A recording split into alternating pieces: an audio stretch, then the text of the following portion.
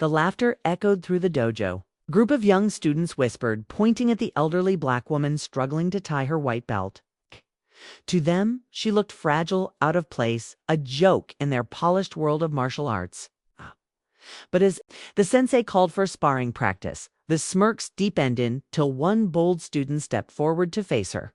What followed would leave the room stunned, forever changing how they saw her. This is her story. Welcome, story lovers. From where are you watching? Comment the name of your city. Her name was Evelyn Carter, a 70-year-old grandmother who carried herself with quiet dignity. To her neighbors, she was simply a kind woman who baked pies and volunteered at the local church. Few knew she had once trained in martial arts during her youth, long before life's hardships forced her to set it aside. Now, after years of silence, she decided to step back into the dojo not for competition, but for herself. The smell of polished wood, the echoes of shouts, the rhythmic thud of feet on mats all stirred something deep within her. But to the young eyes around her, Evelyn looked fragile, outdated, and unwelcome. Some whispered, others chuckled, as though her presence was nothing more than an amusing mistake. What they didn't realize was that beneath her wrinkled skin and gentle smile lay decades of discipline and a storm, waiting to be unleashed. From the first day, the discrimination began. The younger students whispered cruel words, mocking her age and race. One boy sneered, "She's slowing us down," loud enough for others to hear. Another muttered, "Why is she even here?" Laughter rippled through the class, feeding on each other's prejudices, even during warm-ups. They exaggerated size when Evelyn's movements weren't as quick, ignoring that her form carried precision and balance. A group of parents seated at the back exchanged doubtful glances, some even shaking their heads in disapproval. The sensei, though respectful, seemed hesitant, too often pairing her with the youngest or weakest students, as if protecting her. Each time Evelyn bowed, she carried herself with grace. But behind her calm exterior, the sting of mockery burned. One afternoon, the class was told they'd be sparring. The announcement sent a ripple of excitement through the room. Whispers grew louder. "She never lasts. This will be funny." Their voices dripped with prejudice and arrogance when the matchups began. A cocky teenage boy stepped forward, his smirk daring Evelyn to stand against him.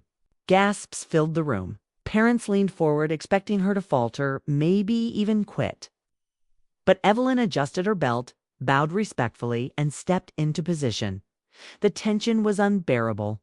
Students grinned, waiting for her humiliation. They had no idea the moment was about to turn the dojo into a lesson none would ever forget. The match began. The boy lunged forward with speed and arrogance, aiming to overwhelm her. But Evelyn's eyes were sharp, her stance unshaken.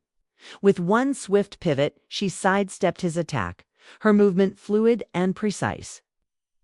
Gasps erupted as he stumbled. He tried.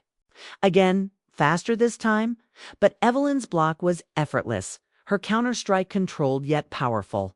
Within seconds, the boy found himself on the mat, stunned, the smirk wiped clean from his face.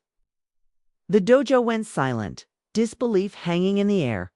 Evelyn hadn't just defended herself, she had revealed the truth. She was a black belt, her skill, honed by decades of training and discipline. In that frozen silence, the laughter died, replaced by awe. Racism and arrogance had just been shattered by undeniable mastery.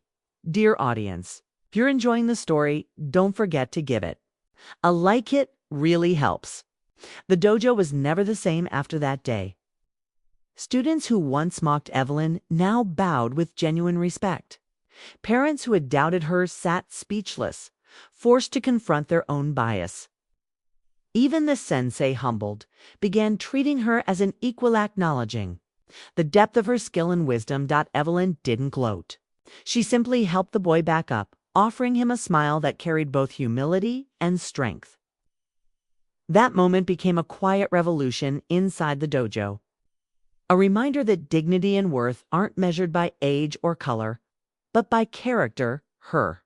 Stories spread beyond those walls, inspiring others who had been told they were too old, too weak, or not enough. And it left one haunting question. How many hidden strengths are dismissed every day because of prejudice?